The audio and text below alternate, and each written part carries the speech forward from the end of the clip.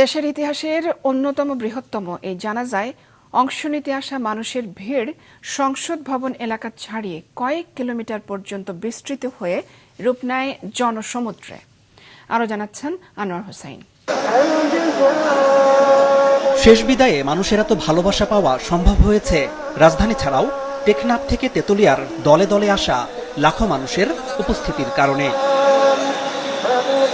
লাখ লাখ মানুষের এই সমাগম সংসদ ভবনের মাঠ, মানিক মিয়া অ্যাভিনিউর প্রধান সড়ক ছাড়িয়ে চলে গিয়েছিল একদিকে আগারগাঁও, একদিকে জাহাঙ্গীর গেট, অন্যদিকে ফার্মগেট, ধানমন্ডি ৩২ আর মোহাম্মদপুর পর্যন্ত।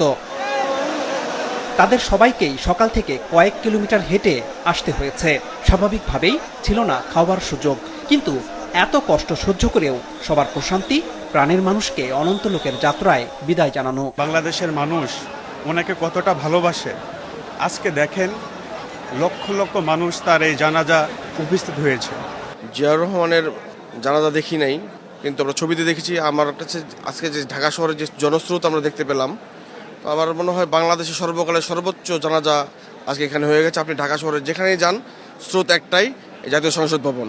অনেক কষ্ট করে রাত জেগে একটা গাড়িতে 40 জনের সিট, সেখানে আমরা 80 জন আসছি। তার জন্য না আসে আমাদের পক্ষে ঘরে থাকা সম্ভব না। ঠিক আছে, মমতা মার পাশে সন্তান জানাজা না থাকতে পারে না কোনো সন্তান করে, সেজন্য আমরা এত কষ্ট করে আমরা আসছি। তাকে বিদায় দিতে আসছি দোয়া দিয়ে, জানি আল্লাহ তাকে খুব ভালো জায়গায় নিয়ে যায়। এই যে লাখো মানুষ, এদের সবাই কিন্তু দলের কর্মী বা সমর্থক ছিল না। দল মত নির্বিশেষে নারী পুরুষ সব শ্রেণী পেশার ও বয়সীদের স্রোত ছিল আজ। আমরা দলীয় দৃষ্টিকোণ না, আমরা দল মত নির্বিশেষে একজন সাধারণ নাগরিক হিসেবে আমরা এখানে এসেছি। যখন নামাজটা হচ্ছিল, আসলে ভিতর থেকে একটা অন্যরকম একটা কষ্ট অনুভব করছিলাম। তিনি অনেক হুমকি ধামকির সম্মুখীন হয়েছেন, তবু কখনো এই দেশের মানুষকে ছেড়ে যাননি। তিনি দেশের জন্য, আলেমদের জন্য অনেক কিছু করেছেন, তার জন্য আমরা দোয়া করি সবসময়। আমি একজন শিক্ষক মানুষ, এই কারণে দায়িত্বশীলতার দিক থেকে মনে করেছি যে আমার দেশে একজন বড় নেত্রী মারা গেছেন, অবশ্যই তার জানাজায় অংশগ্রহণ করব, তার বিদেহী আত্মার প্রতি মাগফিরাত কামনা করব।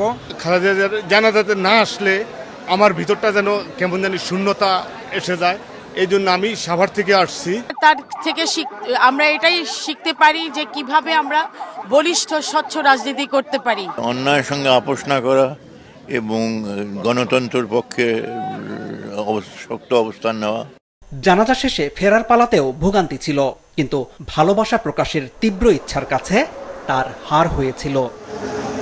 আনোয়ার হোসেন, মাছরাঙা সংবাদ, ঢাকা।